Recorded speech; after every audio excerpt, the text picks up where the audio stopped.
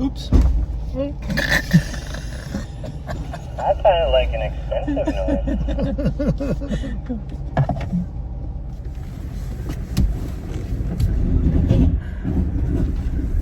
Tighten it. All right, Tighten it. so the first 4 Broncos all hit the same exact rock on the trail here. We all made expensive noises under the car. So let's try to adjust ourselves, right? Let's pay attention to where that Bronco in front of us maybe gets hung up or not.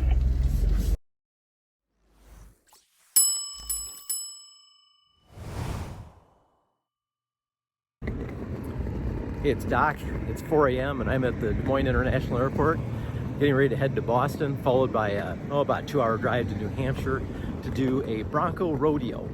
So if you order a new Bronco, you get an invitation for a free day, at least for the driver, to do an off-road event, to learn about the Broncos, learn some recovery stuff.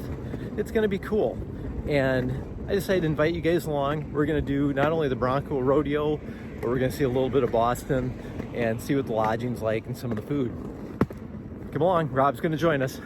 Hey, it's Doc and Rob from ATTV, and today, normally we do food reviews, but today we're doing an actual adventure review again. Rachel and I did one not too long ago, and what we did was today we went to the New Hampshire Bronco Rodeo.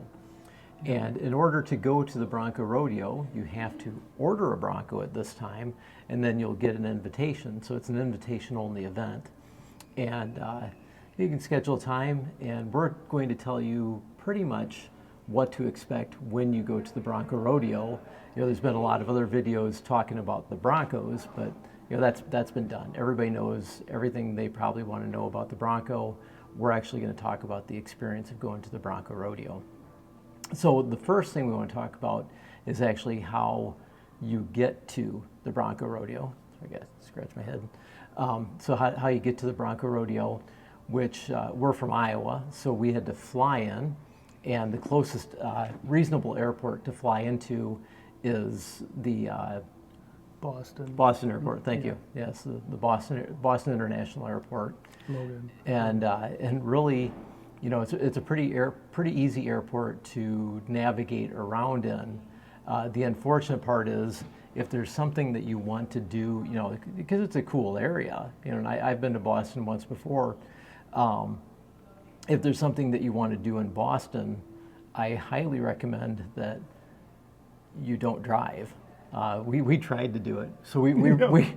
So first off, we rented a car at Budget. Normally I rent cars through Alamo, and the Budget process took a very long time, but it was kind of my fault because I didn't plan ahead, and like a week before the Bronco Rodeo I discovered that I hadn't rented a car, and so Budget was literally the only place left that had cars. Now we ended up spending an hour in line? Yeah, a good hour, yeah. And so we wasted a lot of time there, and also, it started getting into the afternoon when the traffic gets worse in Boston. So had we been able to rent through Alamo, we could have gone to a kiosk. We could have breezed through the whole system and been out of there probably in 15 minutes. So if you go, definitely plan ahead and rent a car from pretty much anybody but Budget or Avis, because they use the same system. But it was a very, very long wait. And then we thought, well, we've got a little bit of time. Let's go see the USS Constitution. Well, unless you're from Boston or know how to park in Boston. Familiar, yeah. Yeah, I mean, there seems to be no parking ramps in this town, and literally the parallel parking was so challenging, I wasn't even going to attempt it with a compact car. So we just ended up, after driving around in circles for quite a while and maybe having 2 parking spots pop up that I wasn't even going to attempt, we just boogied out of town. And that was still blocks away from where we needed to be. Right, anyway, right. So that was no good. So we ended up just leaving town, and the traffic it wasn't too bad, but it wasn't great either. There's a lot of construction going on too. But. So and it's about a 2-hour drive to the area where the the Bronco Rodeo is at, which is I guess around Tilton's probably the closest city, Right. And you know they have a list of places that you can stay. So we ended up staying at was a Steel Steel Hill. Steel Hill Resort, Yeah. and so it in itself is an interesting place. It's nice, it's clean. I think it's an older resort, and it wasn't terribly expensive. And it's about 30 minutes from Gunstock Mountain, where the Bronco Rodeo is at. They do have a water park here, which I didn't even know before we came. So there's pools and a water park, and it's actually a very nice setup. Like I said, the rooms are a little bit odd. They're a fair amount older. You know, probably made maybe in the 80s. And so you've got it's different from a modern hotel room as far as there's this giant whirlpool tub in the room, which serves no purpose for us, and then a really teeny tiny bathroom. So you know the other thing to be aware of at this particular place is the air conditioner and the heat are completely separate. So you have to run the heat runs off the thermostat on the wall. The air conditioner runs off the air conditioner unit. So yeah, that was an experience in itself. But it's a decent place, and it was all right. We did try to get some food, and I think we had probably two pretty pathetic meals, to be honest. Yeah. On the way here, we stopped at a place called The Habit. It was a hamburger place. Yeah, the Habit. It's a chain. It's a chain. Probably the second worst hamburger I've ever had in my life. It's just thoroughly, I mean, overcooked into a hard disc, and I would not recommend it at all. And then we got here on a Tuesday night. Well, apparently, every restaurant virtually in the area, with the exception of chains, is closed on Tuesday here. So all the really nice restaurants were closed, and the one restaurant that we went to, it was an English pub sort of thing. We ended up, like I said, God bless the bartender who was serving us. He did a great job, but the food was cold and it wasn't that great. So we're not going to dwell on that. So next we'll move on and we'll talk about the actual day of the Bronco Rodeo. So talking about the day of the Bronco Rodeo, the one thing you may need to know is that they don't serve breakfast. So what we ended up doing is actually at the end of the road before you turn, there's a little country store and deli called Winnie Squam Country Store and Deli. Yeah. And outside there's this big sign, best breakfast sandwiches in the region or whatever. And if you want to draw me into a restaurant, just write that you've got the best of anything, and it could be horrible, and I'll go try it anyways. And so it's actually a very nice place. The ladies that cook there are very nice, and the food is amazing. They will, they're not kidding when they have probably the best breakfast sandwich in the area, because they'll make to order what you want. You get a choice between a biscuit, a muffin, an English muffin, or toast or something, I guess. Yeah. And I actually, you went with sausage and egg. Sausage, and so she just had a pile of them ready to go. She said, she's like, they'll be all gone. She said they literally disappear every 5 minutes. So they were fresh made. So I ordered something kind of odd because I saw they offered corned beef. So I ordered a corned beef and Swiss egg sandwich on an English muffin, and it was delicious. So very nice, filling meal. And the breakfast sandwich included a cup of coffee too, and the coffee was actually very good as well. Yeah. So definitely hit that for breakfast, because it's well worth the $6 or whatever that breakfast sandwich cost, and I could eat there again because it was that good. Right. And then when you drive to the Bronco Rodeo, essentially you just follow the signs when you get to the ski resort there. And there's what they call base camp, and pretty much everything's there. They say you have to pay attention to the signs, because we ended up sidetracked because we saw Broncos, so we just headed for the Broncos, but that's not where the base camp was. And the base camp's really nice. you'll check in, and there's some 5 minutes worth of forms and liability stuff to sign.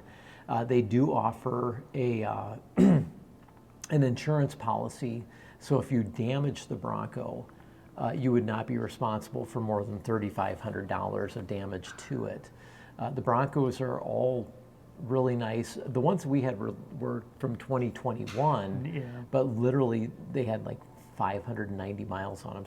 So it was all off-road mileage, which is kind of funny. And they're all in good condition. They look brand new in the morning, and obviously when we got done with them, they go through and clean them all out, and right.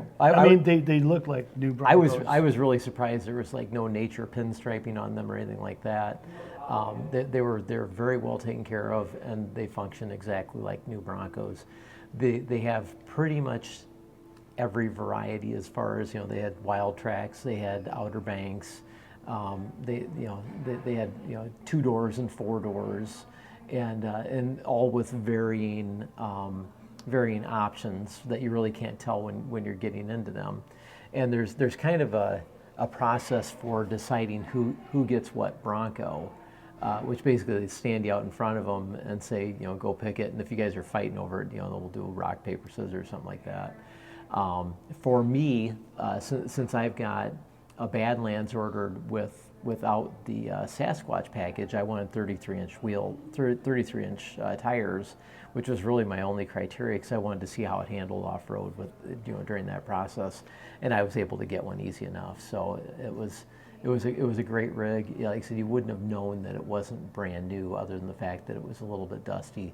I think pretty much all of them were soft tops. I didn't see any hard tops at all. No. So I think there was a 2-door that was a hard top. Yeah.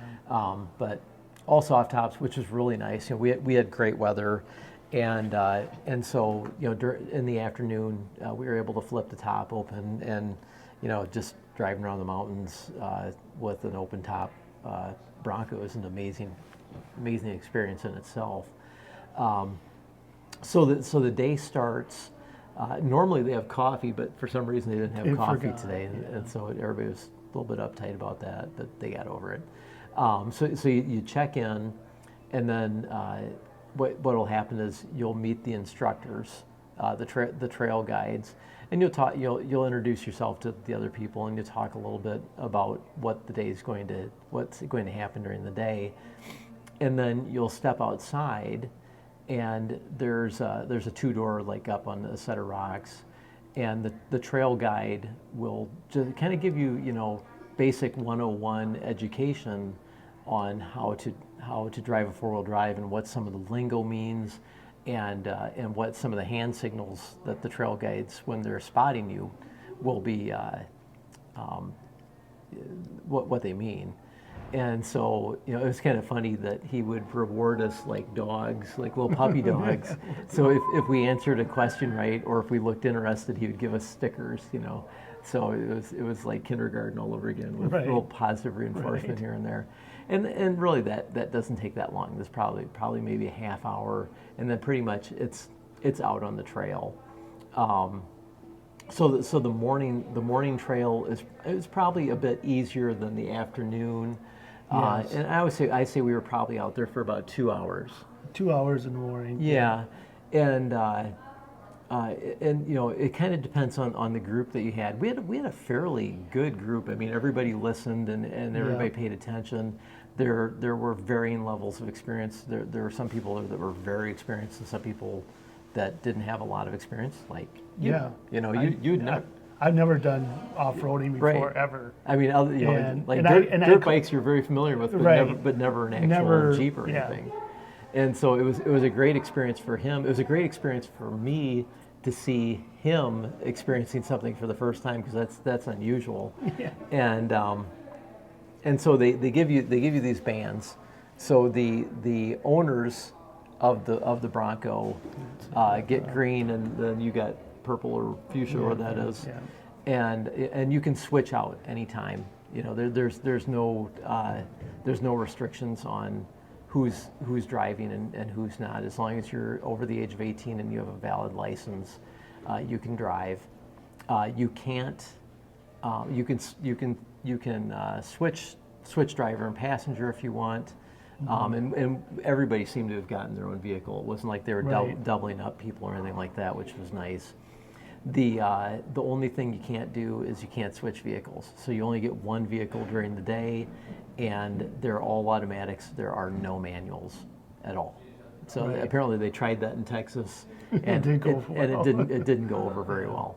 So so like I said, we got on the trail.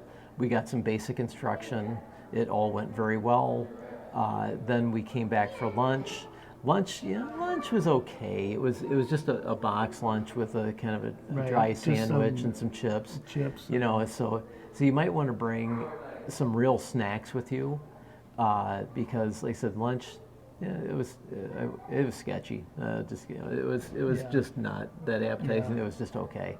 So and then you go into the afternoon. You have a little bit more of a meeting after lunch, and then pretty much it's right back on the trail. Yeah. The trails are more difficult in the afternoon, and again, we were able to switch drivers back and forth. We did a lot more rocks, a lot more. There's a fair amount more mud. And I tell you, if it rains here before you come or while you're Yeah. here, that would make the trail a little more interesting. And something we didn't talk about was why we picked the New Hampshire location, because the other locations are Moab and Texas, which are absolutely nothing like And I the think terrain in there's- Iowa. I think there's Las Vegas too. I seen Las Vegas. Is there one in Las Vegas? So, Yeah. so it's desert as well. Yeah.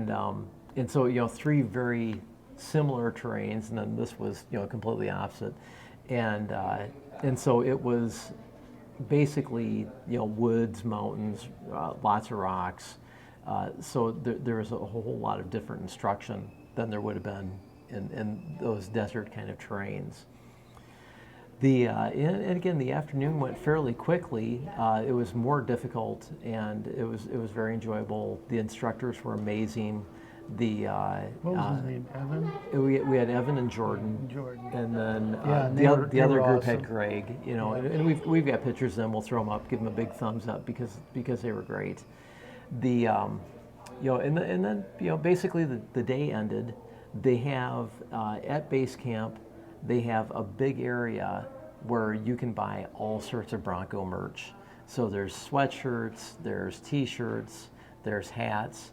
It's all a little bit on the expensive side. I think I paid $29 for a hat and $29 for T-shirts. So like I said, it's a bit on the expensive side, but I think it's the only is place what you it can is. get that stuff too. That's what she was telling me. Yeah. She was telling me that it's available nowhere else. So I guess you're paying maybe a little bit of a premium. So like I said, there's that. Then we had supper. Supper was really good. Supper was basically potatoes and vegetables, and then they had three kinds of meat. There was chicken marsala, there was some really good steak, and then it wasn't meat at all. It was stuffed portobello mushrooms, Yeah. which were good, and then they had s'mores, or you could get a little piece of cheesecake. So that pretty much sums up the trip itself. Tomorrow, unfortunately, we can only we only have a few days to do this little adventure. So tomorrow we got to take our rental car back. We're going to spend half a day in Boston. We're going to add that onto this video.